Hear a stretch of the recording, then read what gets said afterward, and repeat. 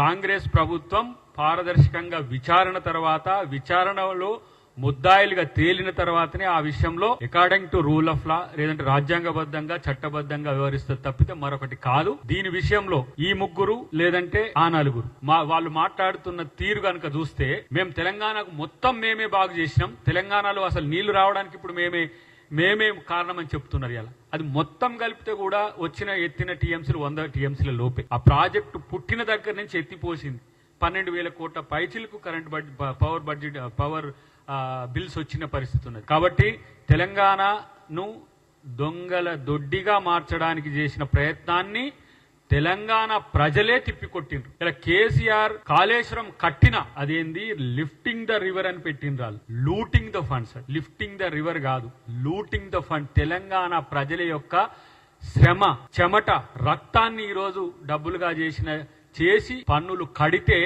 మీ ఇష్టానుసారంగా మీ అనుయాయులకు, మీ దోపిడీదారులకు, మీ పెట్టుబడిదారులకు దోచిపెట్టేందుకు